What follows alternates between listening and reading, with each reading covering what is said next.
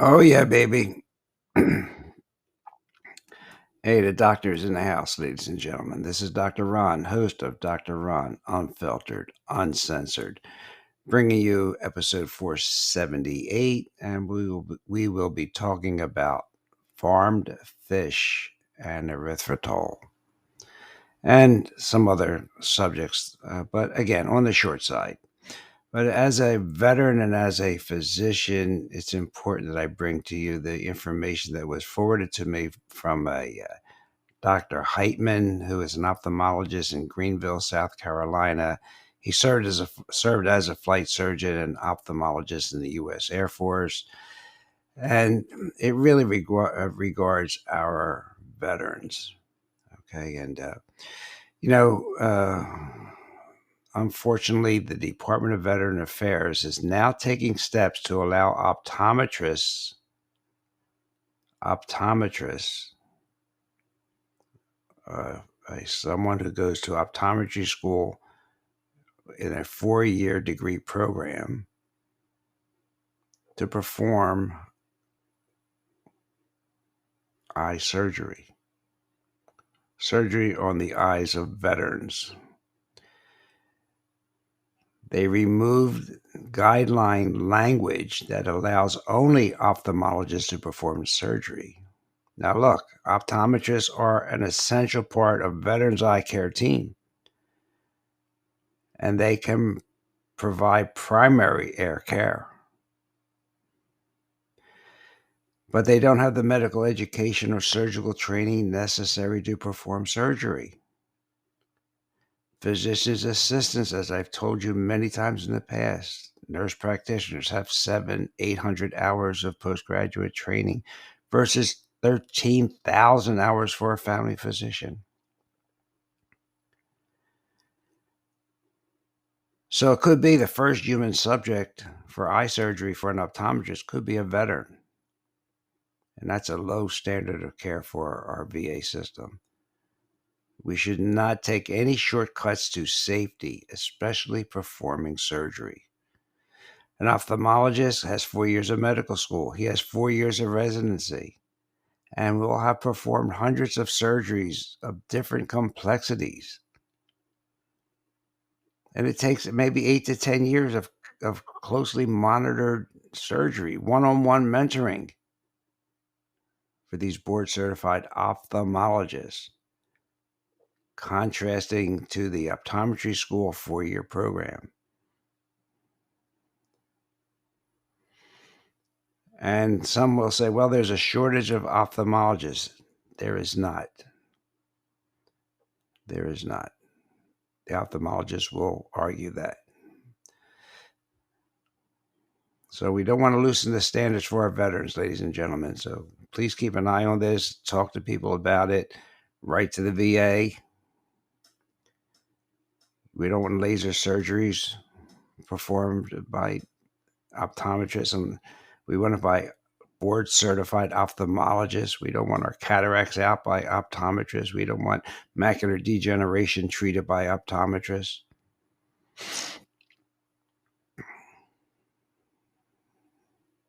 So veterans have recently benefited from a really consistent high quality of surgical eye care.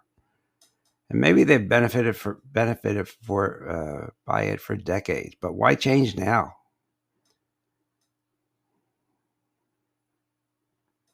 It's not going to solve any kind of problem, but may create other problems with botched surgeries. And it's been shown that most Medicare beneficiaries live within a half hour of an ophthalmologist. So why do we allow optometrists who are a valuable part of the system to do surgeries.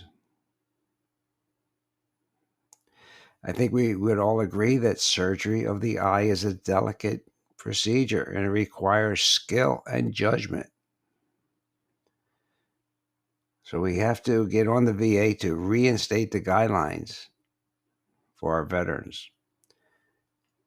Okay, so I think that it was important. So if you get the message out, that would really help our vets. Let's start off by talking about a popular sweetener. I do not like any of the diet sodas because they have DIE in them, which is dye, and I don't like the artificial sweeteners. But a lot of these studies done on these sweeteners have been done on animals. But a new study finds a link between erythritol, a common sweetener, it's used as a filler in stevia, and monk fruit sweeteners, and it's also some keto products. So the study found a link to that product and the risk of harm to the heart and blood vessels, and that included clotting, strokes, heart attacks, and even death. And of course, the people that they studied did have these pre-existing conditions. Erythritol is, quote, on par with the strongest of cardiac risk factors like diabetes. That's what the lead author wrote. This study was peer reviewed. It was published just recently in Nature Medicine. Now, people say, well, erythritol is found in fruit and fermented foods. Yeah, but the erythritol is thousands of times higher than the amount that would otherwise be found in nature.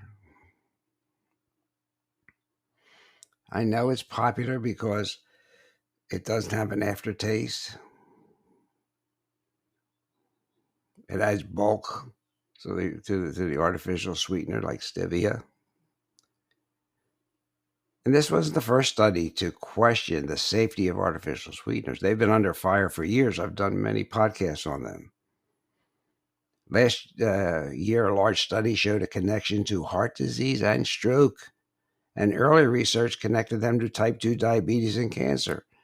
That's all the diet sodas. And there's no acceptable daily intake of erythritol, erythritol, set by the FDA because the companies get it into production by something called GRAS, generally recognized as safe. And essentially, most food chemicals introduced since the year 2000 were green lighted by the food and chemical industry under the GRAS rather than the FDA. GRAS appears to be a loophole to let these companies decide which substances are safe. And erythritol can be used in table sugar by home bakers, and or is used. Not can. As of right now, you should not be using this. It's become popular with keto people. Well, the study goes on, and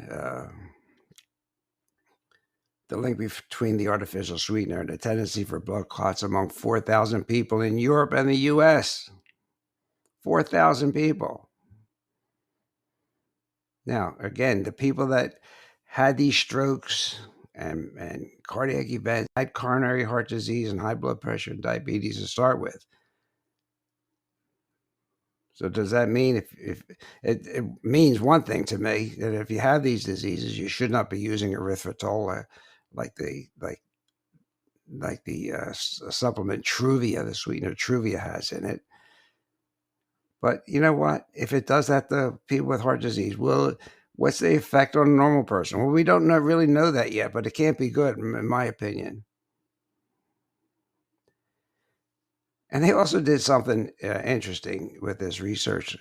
They asked 8 healthy volunteers to consume a drink containing 30 grams of erythritol, which is the amount approximately in a pint of keto ice cream or a can of artificially sweetened soda. Their blood levels of erythritol went up 1,000-fold and stayed elevated for days.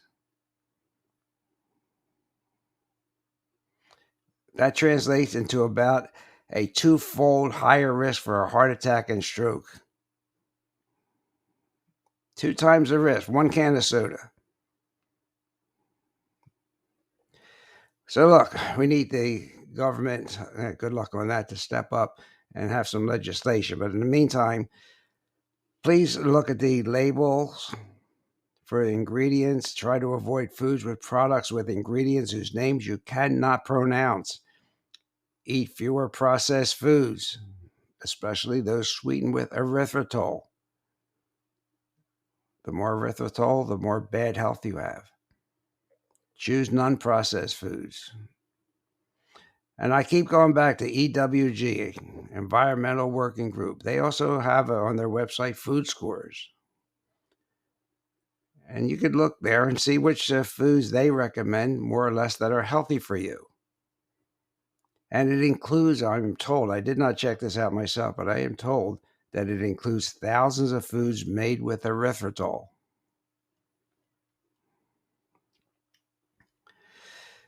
So I know you're not hearing this on the mainstream media, and I know you're not reading this in your papers, but I want to bring this to you because it does come from EWG, who are very reputable. So erythritol, ladies and gentlemen. So let me just read to you some titles of articles I have saved. We're not going to go through them all. Number 1, freshwater fish contain staggering amounts of toxic PFAS chemicals. They're the forever chemicals. Second one, fish are testing positive for antidepressants, prostate medication, antibiotics, and painkillers. Next, 126 species of fish contaminated with a cocktail of big pharmaceutical drugs. Next, farmed fish eat microplastics. So do people who eat the fish also eat microplastics? Next, industrial fish farms threaten human health and environment. Next, endocrine disrupting chemicals in pesticides and birth control pills can affect fish for generations. Are you getting the idea? And then I may open this for you. 17 fish you should never eat. 17 fish you should never eat. So that's freshwater fish. Freshwater fish.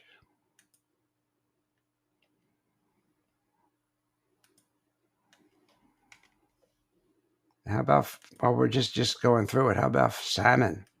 Salmon farming, according to Dr. Mercola's latest post, is a disaster both for the environment and for human health, and tests show farmed salmon is about 5 times more toxic than other foods tested.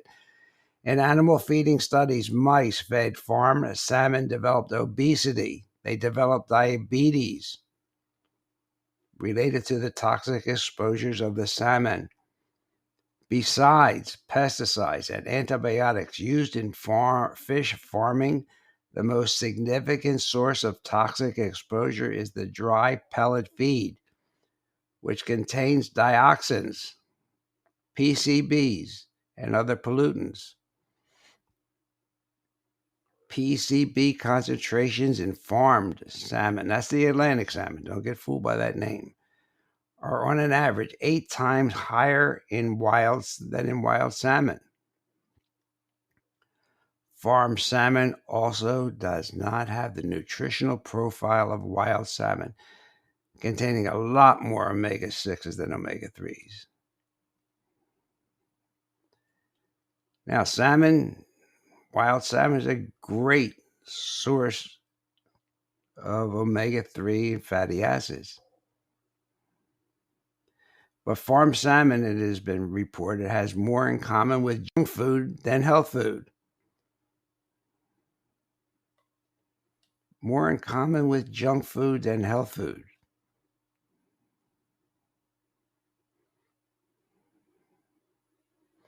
So they're saying now that farm salmon pose a more direct toxic threat to your health. You know, I go to dinner and people say, I'm going to get fish. I'm not eating meat. Oh, please. Uh, the source really matters now. Because of the fact, as I stated initially, today's farmed salmon is one of the most toxic foods in the world. Intensive farming and global pollution, the flesh of the fish we eat has turned into a deadly chemical cocktail. In a global assessment of farmed salmon published in January of 2004, 13 persistent organic pollutants were found. And farmed salmon do not have the nutritional profile of wild salmon.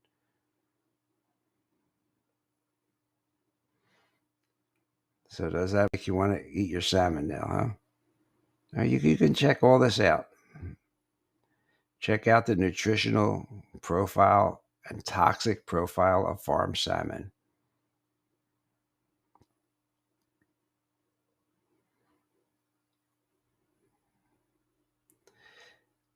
Well, they have an elevated fat content because of the processed fat feed that they are given.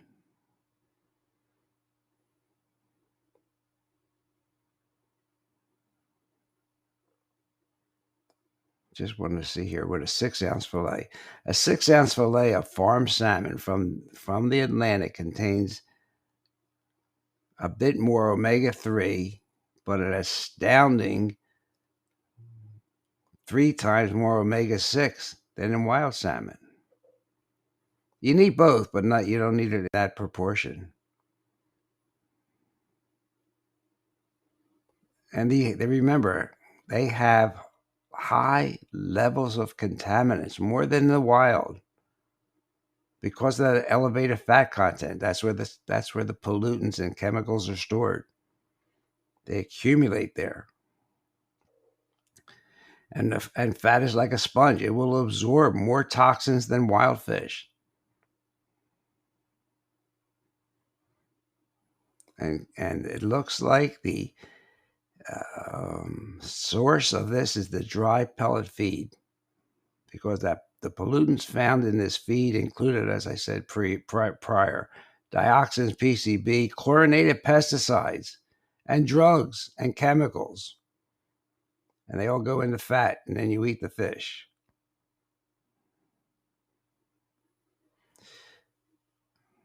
So that's what makes these fish so toxic.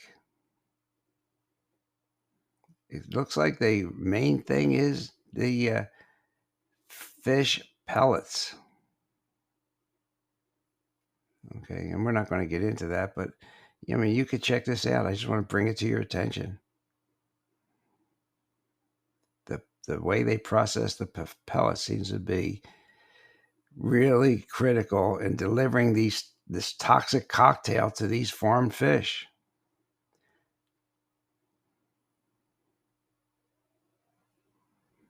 So, what are you eating? Are you eating fish, or are you eating the waste of fish?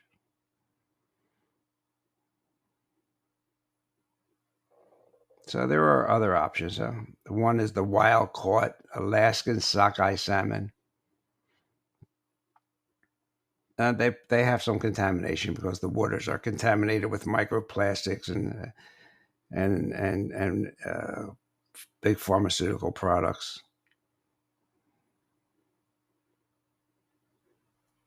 But it seems like there's a decreased risk of like the sockeye accumulating high amounts of mercury and other toxins because of its short life cycle.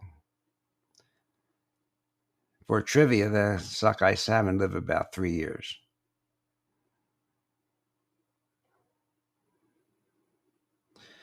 So, I hate to bust your bubble about fish.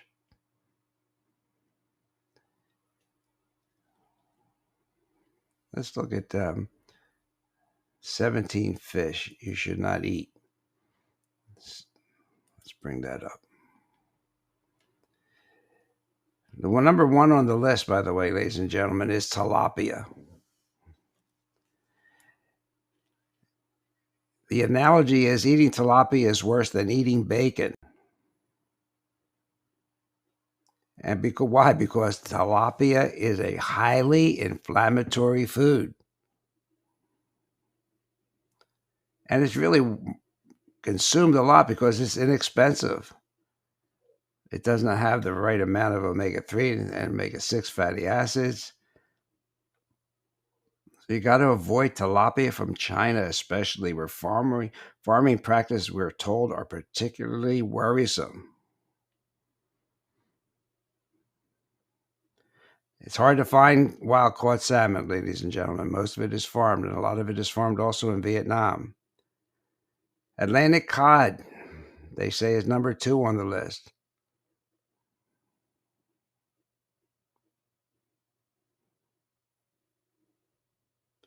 So, not to get into it, it is toxic. Heavy fishing has taken its toll on cod. One thing to remember about it, if you're a fan of cod liver oil, make sure it's not sourced from the Atlantic cod. Opt for the Alaskan cod. Atlantic flatfish, which is Atlantic halibut, flounder, and sole.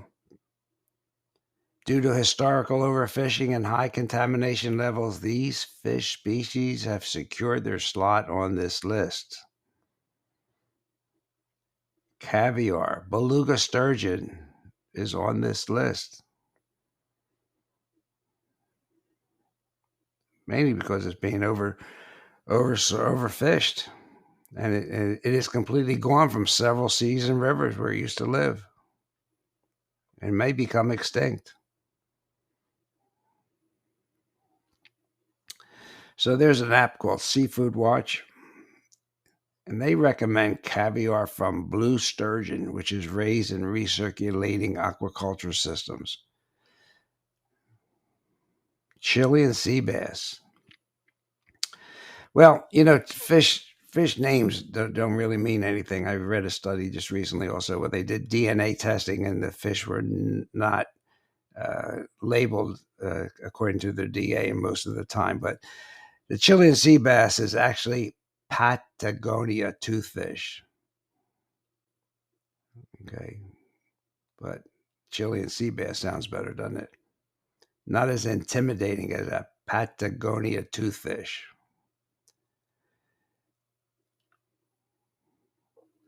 But this fish has been overfished, and this fish is in serious trouble. And it also has high mercury levels, which are problematic. Now, number 6 on this list is eel. And you see a lot of eel and sushi at sushi restaurants. Well, eels are slow to mature, they're overfished, and they have a lot of contaminants because they readily absorb and store chemicals like polychlorinated biphenyls or PCBs. And they also store flame retardants. In New Jersey, the river eels are so contaminated, even adults are advised to eat no more than 1 eel a year. Number 7 on the list is farm salmon, but we already talked about that. 8 is imported basa. 9 is imported farm shrimp. 10 is imported king crab. 11 is orange roughy. 12 is sharks. 13 is Atlantic bluefin tuna. 14 swordfish. 15 king mackerel. 16 grouper, and 17 sturgeon. So, what are better options? Not to keep going on and on, but Atlantic mackerel, wild caught Alaskan salmon, Pacific sardines, sablefish, black cod, albacore, or skipjack from the Pacific. So, I know everybody wants to try and watch what they eat. They think it's best for their cholesterol, and cholesterol is not really the problem. It's inflammation is the problem. And if you're eating fish that have a high concentration of contaminants and that causes inflammation, you didn't help yourself at all. You're not really doing anything good for your body. The whole cholesterol hypothesis is going by the weight side. Because we know that the statins, although they sell billions of dollars worth, have not really decreased heart disease because we haven't attacked the cause of heart disease, which is inflammation. So, a high inflammatory diet is one of the things that causes heart disease. So we think we're doing good, and we're not.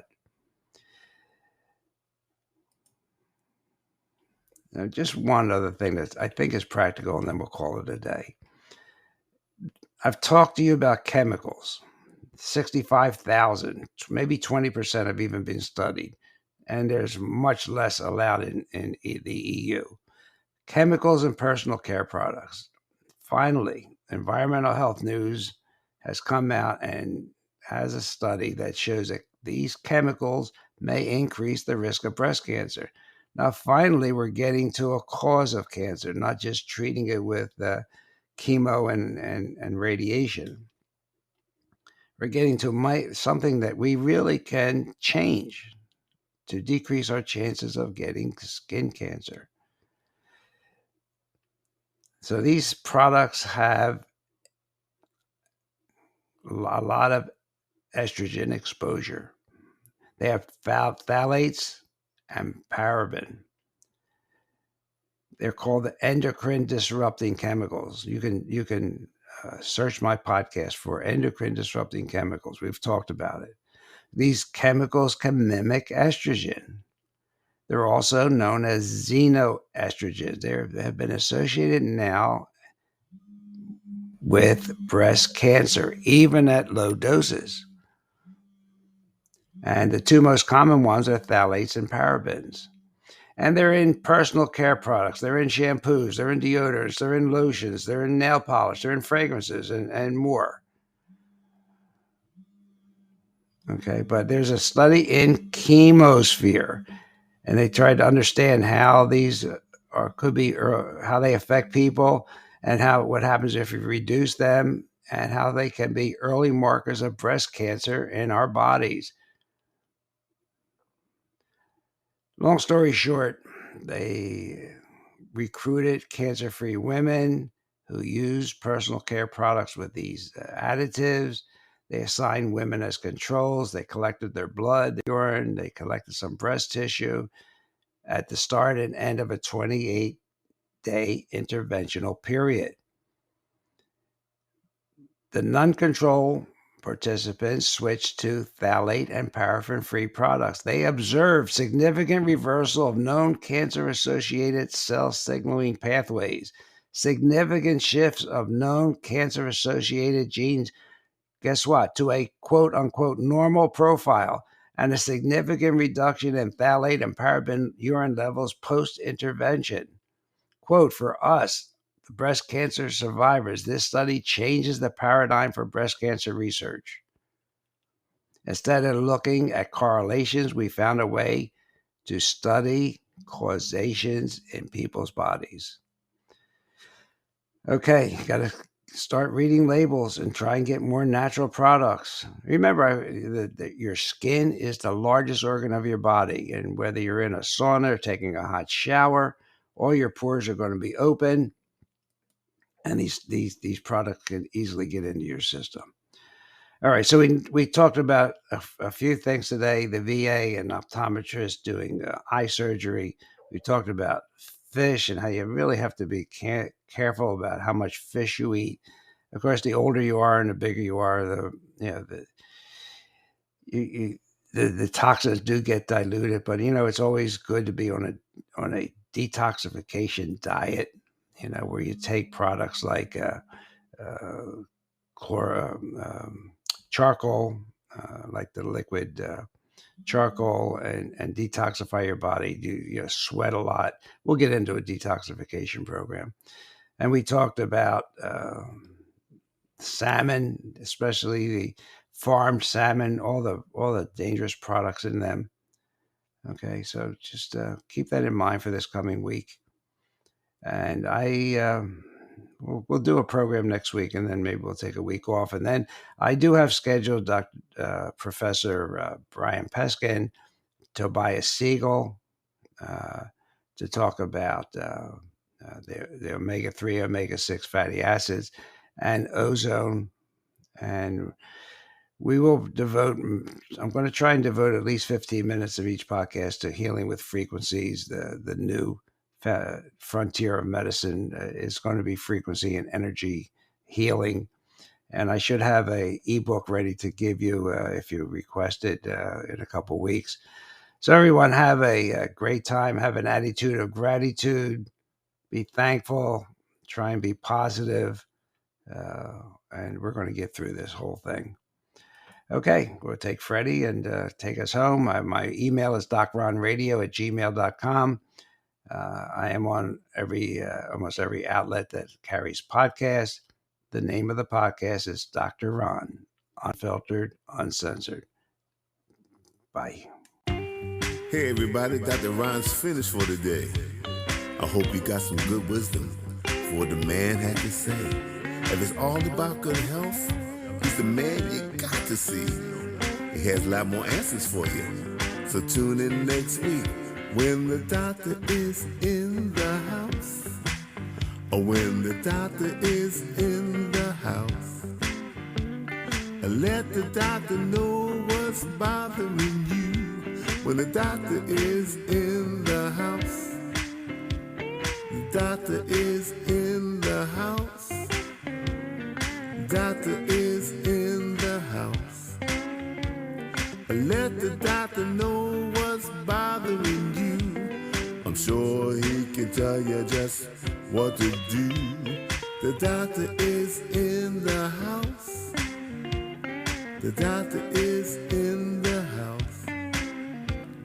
Let the doctor know what's bothering you. When the doctor is in the house.